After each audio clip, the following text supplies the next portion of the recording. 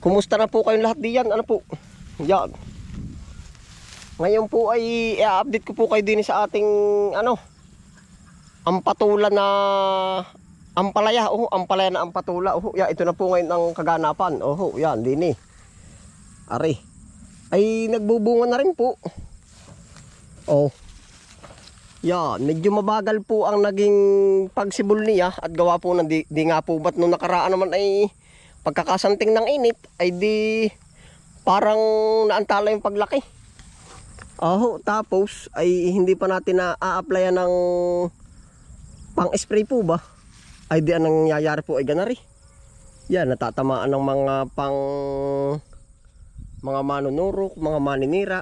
Yan. Ay baka mag-a-apply din po naman tayo at totoo'y ito po hindi magkakaigi. Pagka yan, ito po may mga maninira. Tapos ito po ay nilagyan na natin ng mga balag na garni. Yan. May bunga na rin po naman. Ay ito po ay kulang sa pataba kaya mga bingkong-bingkong na gayan. Ay di lalagyan po natin at ngayon pala ang po uli napaasinta at ngayon laan po uli kumarbo. Yan ay mayroon na rin. Ay katapali makakadali na rin pang ulam mga anong araw. Ay balak ay ari po na maiilan-ilang puno ay susuotan kong plastic na yelo. Dini. Yun po ang aking itatry dito sa ating ampalaya. May bunga na po. Yan.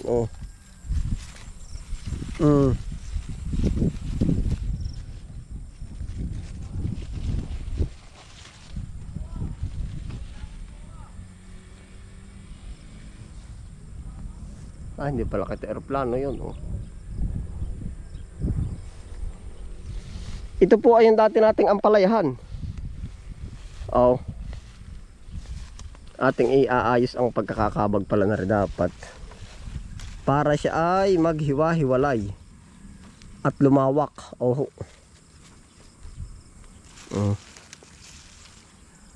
Ito na po ang ganap. Kaganapan.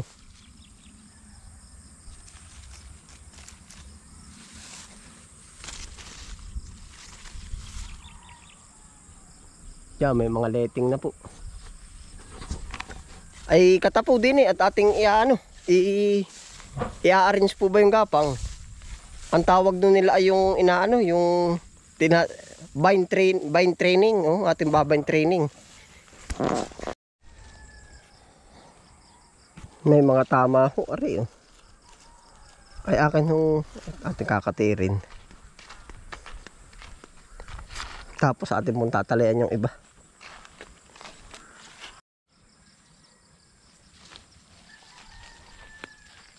Atin pong tatanggalin yung mga hinog. At ito po ay na-attract lalo ang maninira. Akin nung inaatik at yan nung balang po ba lumakan yan nung matindang init. Ay atin po ikakabog pa itaas. Yan, dami bunga ay. Makakabili pala akong plastic ng yelo. Parang meron ata ako ng plastic ng yelo Try po pala natin. At saka po pagka na-i-apply natin yung paglalagay ng nung plastic na yelo, ay di makakaligtas-ligtas sa sprayer. Yun po ang nakikita kong Yun po naman ay sa katulad lang nitong pailan-ilang puno lang, para 30 ka puno lang ang bitching ko Ay pag po libo-libong puno ay kadama gamit ang plastic ng yelo.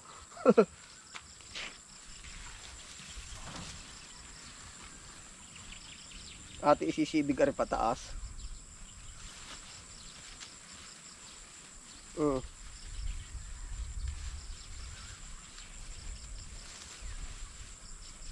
Pag po naman nalagot ang katawan ay di panggulay. Magiging uuwi sa panggulay. Yung dahon.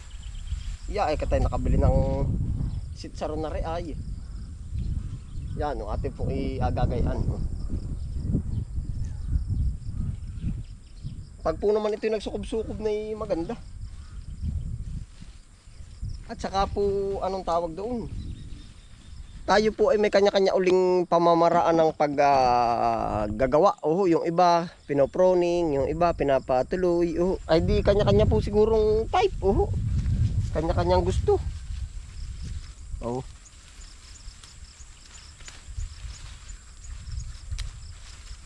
Ay tayo maraming gusto, hindi lang tayo magustuhan. Yan. Hanggang ganon.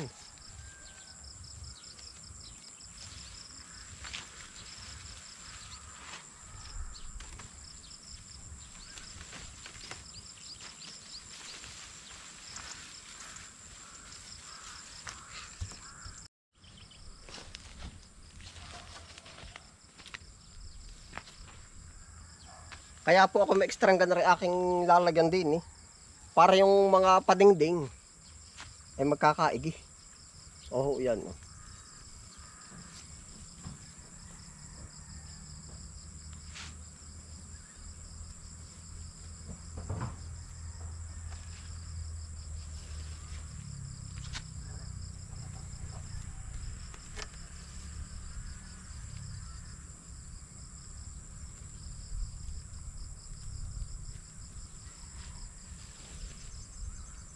Ito po uling halamang ito ay pinagkikitaan, pinaglulugihan. Alam po yan ng ating mga magtatanim. Pinagkikitaan, pinaglulugihan.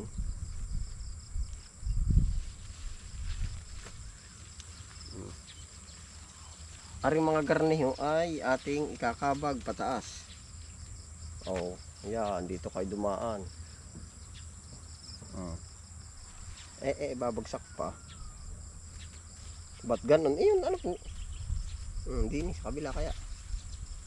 Para abot.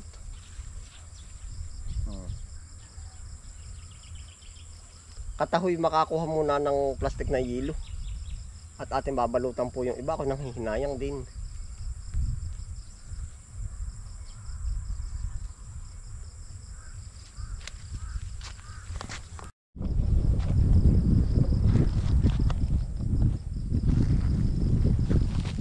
Ari po yung ating babalutan na.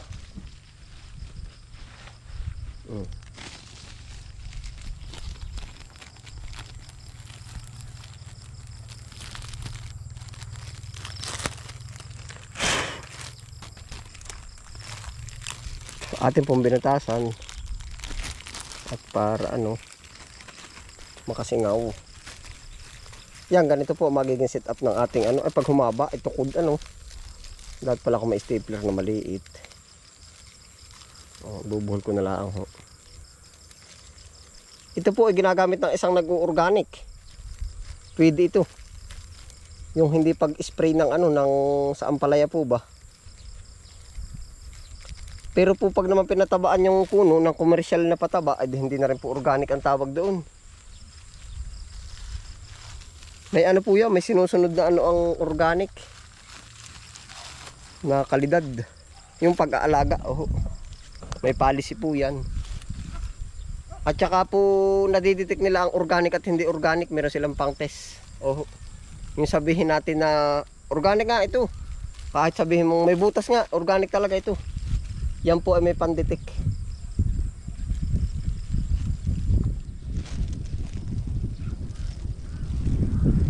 Kahit pa sabihin nating organic pero naglagay po tayo, nag-apply ng commercial, ay di yung po ay hindi ko rin nga sure kung organic pa rin yung kumbaga sinishare ko lang po ba sa inyo di po ba naglagay tayo ng chicken manure yung chicken manure, yung manok na ay bugbog sa commercial feeds. Hindi ko sure kung pwede na natin siya isama sa organic. Yung naging kukuhain natin yung pataba. Bubutasan ko para may singaw. Yan.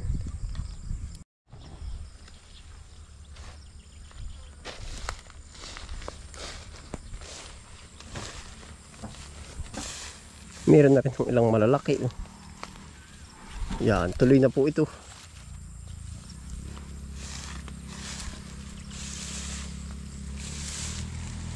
Tuloy-tuloy na. Yan.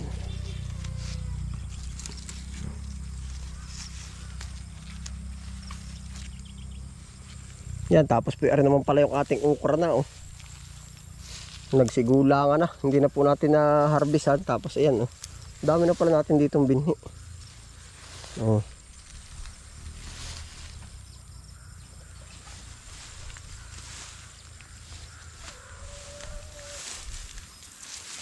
Yan na oh.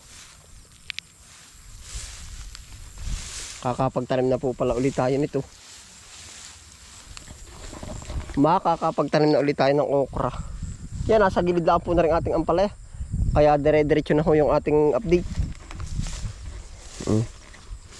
Ito po yung pinagtam na natin ng nakaraan ng beans.